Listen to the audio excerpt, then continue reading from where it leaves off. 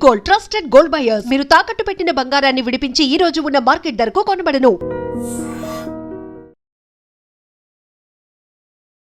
నమస్కారం.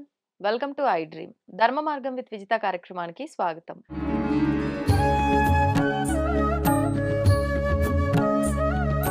ప్రస్తుతం మనతో పాటు ఉన్నారు ప్రముఖ ఆధ్యాత్మికవేత్త ప్రొఫెసర్ సత్యనారాయణ మూర్తి గారు. ఇప్పుడు వారితో మాట్లాడతాం. నమస్కారం గురుజీ. నమస్కారం మా విజిత. గురుజీ, ఎవరికి తోచిన విధంగా వాళ్ళు పూజలు చేస్తూనే ఉన్నారు. రకరకాల హోమాలని, దోషాలకు సంబంధించిన శాంతులని ఎన్నో రకాలుగా చేస్తూనే ఉన్నారు. పాపం ఎవరి ప్రయత్నం వాళ్ళు చేసినా కూడా అందరికీ అది ఫలిస్తుందా? ఆ కోరిక నెరవేరుతుందా? లేదా ఆ ఇబ్బంది తొలగిపోతుందా అనంటే అందరికీ అయితే అవ్వట్లేదు. అవును. ఎవరో కొంతమందికి హ్మ్. అవుతుంది. మిగతా వాళ్ళు అదే విధమైన ఇబ్బందులతో, అదే కోరికలు తీరక బాధలతో ఇంకా ఆ కష్టాల్లోనే ఉన్నవాళ్ళు చాలా మందున్నారు. ప్రతి ఒక్కరిలోనూ ఒకటే ఆలోచన. అంటే ఎందుకు ఇలా అవుతుంది మాకు? మేము చేయాల్సిందంతా కరెక్ట్‌గా చేశాము. భక్తితోనే చేశాము. ఎక్కడ లోపం జరిగింది అనే ఒక క్వెషన్ మార్క్ అయితే కనిపిస్తూ హ్మ్. ఉంటుంది. అసలు లోపం ఎక్కడ జరుగుతుంది అని అంటారు? చేయాల్సినవన్నీ గూడా చేసిన తర్వాత కూడా. చేయాల్సింది చేసిందని వీళ్ళు అనేసుకుంటున్నారు. హ్మ్. కానీ జగద్గురువులు చెప్పినటువంటి నియమాలు పాటించట్లేదు. ఏమని చెప్పారు? చెప్తాను. హ్మ్. మామూలుగా ఇప్పుడొచ్చేటటువంటి పండితులు యూట్యూబ్‌లో కానీ, లేకపోతే మీడియాలో ఉన్నవాళ్ళు చెప్పేది పాటిస్తున్నారు. హ్మ్. హ్మ్. జగద్గురువైన ఆదిశంకరాచార్యులు వారు, ప్రభాత్ రంజన్ సర్కార్ గారు, ఆనందమూర్తి గారు, పరమహంస యోగానందుల వారు, రమణ మహర్షుల వారు ఇలాంటి హ్మ్. కేటగరీ హ్మ్. జగద్గురువులు. వాళ్ళు దాన్ని డిఫైన్ చేశారు. యమ నియమాలంటే ఏమిటి? హ్మ్. అసలు యోగా చేసినా, మెడిటేషన్ చేసినా, పూజ చేసినా, ఏది చేసినా హ్మ్. ఇప్పుడు చెప్పేటటువంటి ఒక ప్రొఫార్మా ఇచ్చారు. ఆహా! దీని ప్రకారం మనం పాటించాలి. అదేమిటంటే ఫస్ట్ వాషింగ్ దగ్గర నుంచి మొదలుపెట్టాలమ్మా. హ్మ్. ఇప్పుడు వాషింగ్ ఏంటి? ఆఫ్టర్ యూరినేషన్ అవి వినడానికి కొంచెం ఇబ్బందికరంగా ఉన్నా హ్మ్. ఖచ్చితంగా ఆరోగ్య సూత్రాలు ఋషులిచ్చినటువంటివి. మన ఋషులు ఇలాగే పాటిచ్చారు. After urination pour water over urinary organ. మన యూరినేషన్ చేసిన తర్వాత ఆ మర్మాంగాల పైన నీళ్లు చల్లుకోవాలి. ఇది ఫస్ట్ ప్రతి ఒక్కళ్ళు చేయాలి. నెక్స్ట్ సెకండ్ వన్ మనకి జాయింట్ హెయిర్స్ ఉంటాయి. జుట్టులే కాకుండా సాధువులు ఎందుకు గడ్డాలు పెంచుకోరు? పెంచుకునే ఉంటారు. కట్ చేయరు. తర్వాత చంకల్లో వెంట్రుకలు, మర్మాంగాల దగ్గర వెంట్రుకలు ఇవన్నీ ఎందుకు ఇవ్వబడ్డాయి అంటే అవి రక్షిస్తాయి అక్కడ ఉన్నటువంటి గ్రంథుల్ని. ఈవెన్ వీటిని ఐలిడ్స్ దగ్గర ఐబ్రోస్. ఉన్నటువంటి వీటిని కూడా ఐబ్రోస్‌ని కూడా తీయకూడదు. హ్మ్. కంటికి ఇది కూడా. ఇవి ఎందుకు డస్ట్ ఎలవ్ కాకుండా లోనకి డస్ట్ వెళ్ళకుండా ఓకే. చేస్తాయి. ఓకే. సో ఏమన్నారంటే హె జాయింట్ హెయిర్స్‌ని కట్ చేయకూడదు. దీనికి ఎక్కడ ఆంఫిట్ పబ్లిక్ హెయిర్ ఇదంతా కూడా ఇలా చేయడం వల్ల ఉంచడం వల్ల మనం ఏం జరుగుతుందంటే మైండ్ స్ట్రాంగ్ అవుతుంది. అందుకనే సాధువులు మైండ్ వెరీ స్ట్రాంగ్ ఉంటుంది. ఓకే. అండ్ విల్ పవర్‌ని ఆత్మశక్తిని ఇంక్రీజ్ చేస్తుంది. No more stress.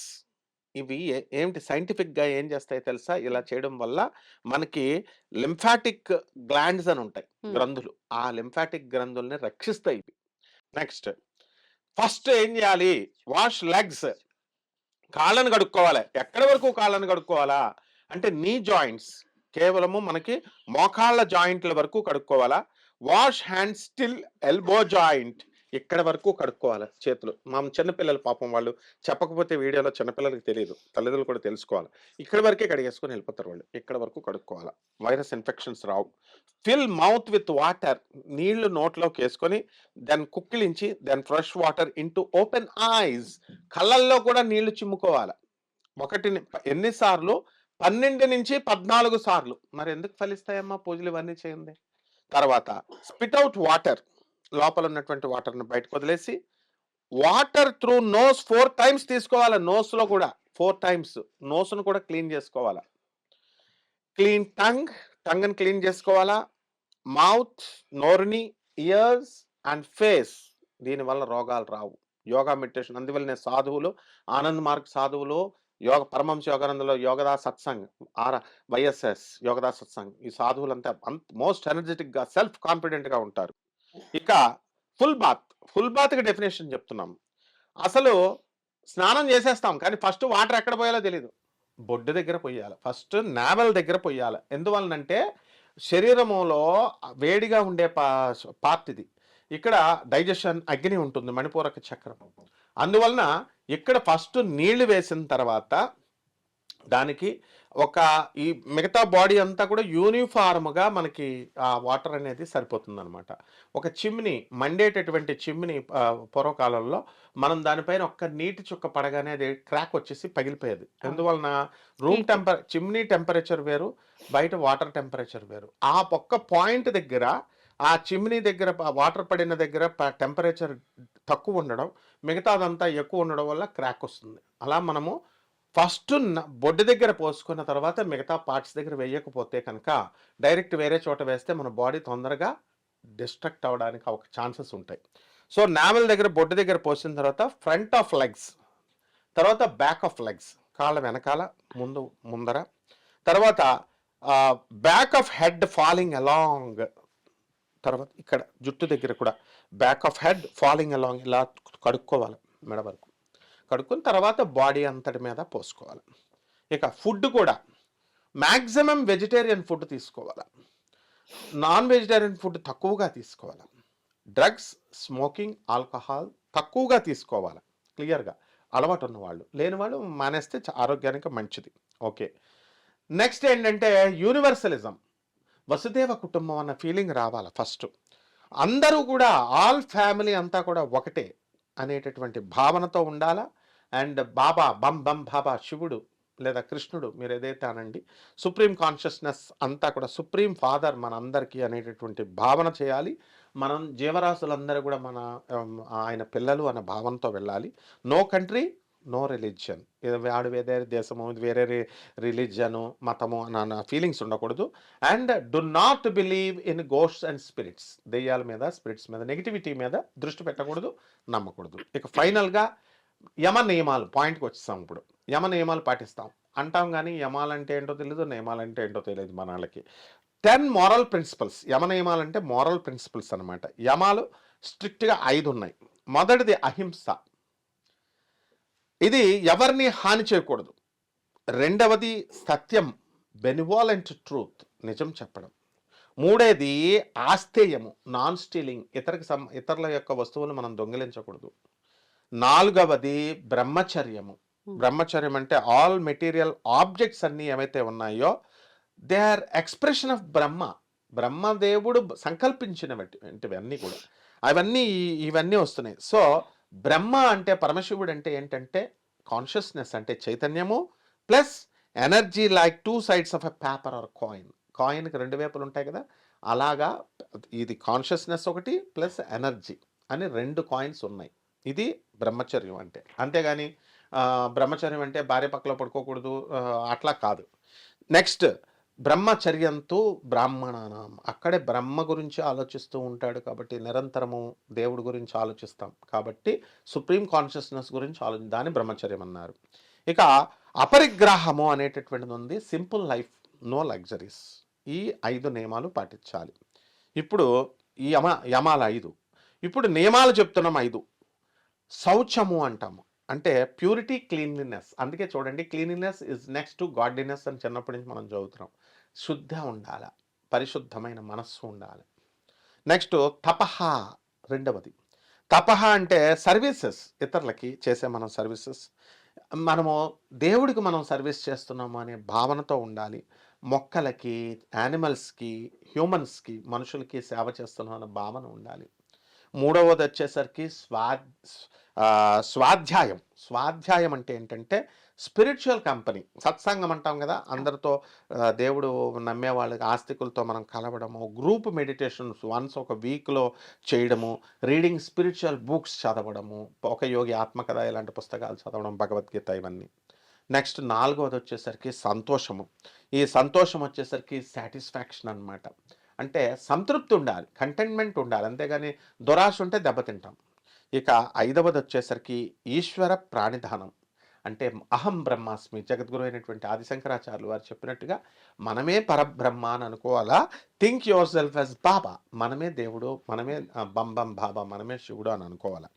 And set up in cosmic idea by repeating. దైవనామాన్ని 24 గంటలు వీలున్నంత సేపు కూడా మీకు నచ్చిన మంత్రం, ఓం నమో భగవతే వాసుదేవాయ, ఓం నమ శివాయ, బాబానాం కేవలం, బం బం బాబా, ఓం శరవణ బాబా, మన ఇష్టం వచ్చిన మంత్రాలను మనం జపించుకోవాలి. కంపల్సరీ 2 సార్లు పూజ చేసేవాళ్ళు 2 సార్లు చేయాలా, మెడిటేషన్ చేసేవాళ్ళు 2 సార్లు చేయాలి. అప్పుడే దైవానికి దగ్గరగా వెళతాం. Do meditation twice a day compulsorily అని చెప్పేసి క్లియర్‌గా చెప్పబడింది. ఇకపోతే ఈ మెడిటేషన్ కానీ, పూజ కానీ చేసేటప్పుడు మనం ఏం చేస్తున్నామంటే, మామూలుగా కూర్చుంటున్నాము, యాంత్రికంగా నైవేద్యాలు ప్రిపరేషన్ చేసుకోవడం, ఏదో యాంత్రికంగా చదివేయడం మంత్రాలు అలా చేస్తున్నాం. మెడిటేషన్ చేసేటటువంటి వాళ్ళు కూడా కూర్చుంటున్నారు. ఏదో ఫోన్ వస్తే మళ్ళీ లేస్తున్నారు మధ్యలో. అట్లా చేయకూడదు. మెడిటేషన్ అనేటటువంటిది మనకి ఈ మంత్రం అంతా కూడా ఇట్ రిలాక్సెస్ ద మైండ్ అనమాట. అది ఓం నమో భగవతే వాసుదేవాయ అన్నా, భావనాం కేవలం అన్నా. తర్వాత కీర్తనము చేయాలి. కీర్తనం చేసినప్పుడు అందుకే స్పిరిచువల్‌గా డాన్స్ చేస్తాం మనం. మూవ్‌మెంట్ ఇస్తాం బాడీకి. సో, మనము మన మైండ్‌ని ఎక్కడికి తీసుకెళ్తే అక్కడికి వెళుతుందది. దేని మీద ఇక్కడ దృష్టి పెట్టాలంటే ఇక్కడికి మైండ్ ఇక్కడికొస్తుంది. అలాగే దేవుడి మీద దృష్టి పెట్టాలి, శివుడిలాగా ఉంది అని శివుడి మీద దృష్టి పెడితే శివుడొస్తది. మైండ్‌కి ఆ పవర్ ఉంది. కాబట్టి మైండ్‌ని ఏం చేయాలంటే టాప్ హెడ్ మీదకి తీసుకొచ్చి బాబానాం కేవలం అని కానీ, ఓం నమో భగవతే వాసుదేవాయ అని కానీ, ఓం నమః శివాయ అన్న మంత్రం మీద పెట్టి అండ్ ఇలాగా హ్యాండ్స్ ఇట్లాగా చూడండి, ఇస్కాన్ వాళ్ళు, హరికృష్ణ వాళ్ళు ఇలా చేస్తారు. బాబానాం కేవలం, బాబానాం కేవలం, ఇలా 45 డిగ్రీస్‌తో హరే కృష్ణ కృష్ణ కృష్ణ హరే హరే అని చేస్తాం. సో, ఈ 45 డిగ్రీస్ యాంగిల్‌లో మనము చెయ్యాలి. ఆర్ హ్యాండ్స్ ఇట్లాగన్నా పెట్టగలగాలి. లేనప్పుడు చెస్ట్ దగ్గరికి ఇలా దండం పెట్టుకొని ఇలాగా చేతులు లాగుతున్న వాళ్ళు ఇలా పెట్టుకోవాలి చెస్ట్ దగ్గర. బెండింగ్ బోత్ ద నీస్, ఈ యొక్క 2 కాళ్ళు కూడా ఒక ఈ ఈ ఈ బొటన వేలు యువతల పాదాన్ని టచ్ అయ్యేలాగా చెయ్యాలి. ఈ విధంగా కనుక మనం చేసినప్పుడు యమ నియమాల గురించే క్లియర్‌గా చెప్పబడి ఉంది. హ్మ్. ఈ యమ నియమాలు లేకుండా డైరెక్ట్ నేను పూజలోకి వచ్చేస్తానంటే కుదరదు. స్టూడెంట్ ఏం చేస్తాడు, స్కూల్లోకి రమ్మన్నప్పుడు యూనిఫామ్ వేసుకోమంటారు. హ్మ్. ఎందుకు వేస్తారు? టీచర్స్ బుద్ధులు నేర్పిస్తున్నారు. అలాగే ఋషులు కూడా, జగద్గురువులు, సోషల్ రిఫార్మర్స్, స్పిరిచువలిస్ట్, ఫిలాంథ్రపిస్ట్స్ వీళ్ళంతా కూడా ఆదిశంకరాచార్యులు వాళ్ళు, వీళ్ళందరూ కూడా రామానుజాచార్యులు వారైనా, స్వామి వివేకానందుడైనా ఇవే పద్ధతుల్లో వెళ్ళారు. ఇవే పద్ధతుల్లో వెళ్ళినప్పుడు మాత్రమే మనకి సక్సెస్ వస్తుందమ్మా. ఇది రీజన్. అంటే ఇప్పుడు హోమాలు చేస్తున్నాం, పూజలు చేస్తున్నాం. ఇక్కడ నాట్ స్టీలింగ్ అదర్స్ ప్రాపర్టీస్ అని ఉంది. ఇతరులేమో మనం దొంగిలించకూడదు. మరి ఇతరులు మోసాలు చేస్తున్నారు కదా, మరి హ్మ్. ఫలితం ఎలా వస్తుంది? హ్మ్. అలాగే బెనివాలెంట్ ట్రూత్ కూడా ఒక చెప్పబడింది. బెనివాలెంట్ ట్రూత్ అంటే ఏంటంటే, ఇప్పుడు నేను ఇలా కూర్చున్నాను, ఒక సన్యాసి ఇలా కూర్చున్నాం. ఒక ఆవుని కసాయి వాళ్ళు తరుముకుంటూ వస్తున్నారు. తరుముకుంటూ వస్తుంటే 2 రోడ్లు ఉన్నాయి. ఆవు ఈ రూట్లో వెళ్ళిపోయింది. వాళ్ళు చంపడానికి వస్తున్నారని మనకు తెలుసు. ఇటువైపు వెళుతుంది. ఇలా వెళ్ళిపోయింది కదా, వాళ్ళు అడిగితే మనం అటువైపు వెళ్ళిపోయిందని చెప్పాలి. ఇతరులను రక్షించడం కోసం. అంతేగాని ఉన్నది ఉన్నట్టు చెప్పేదాన్ని సత్యం అని అనరు. That is called as benevolent truth. ఇతరుల యొక్క క్షేమం కోసం ఏదైతే చెప్పబడిందో దాన్ని బెనివాలెంట్ ట్రూత్ అన్నారు. అందుకే కురుక్షేత్ర మహాయుద్ధంలో అశ్వత్థామ హతః కుంజరహ అని నెమ్మదంగా శ్రీకృష్ణ పరమాత్మ సాక్షాత్తు ధర్మస్వరూపుడైనటువంటి యమధర్మరాజు అవతారమైనటువంటి ధర్మరాజు చేత చెప్పించాడు. హ్మ్. ధర్మరాజు చేత చెప్పిస్తేనే నమ్ముతానన్నాడు ఆయన ద్రోణాచార్యుడు. మిగతా పాండవులు అబద్ధాలు ఆడేయచ్చు. హ్మ్. కాబట్టి ఎంత స్ట్రిక్ట్ అనమాట యమ నియమాలు. ఇలా ఇవి చేసుకొని ఎవరైనా సరే హోమాలు కానీ, పూజలు కానీ, మెడిటేషన్ కానీ కనుక చేస్తే గ్రాండ్ సక్సెస్ అవుతుంది. ధన్యవాదాలు గురుజీ. ధన్యవాదాలు.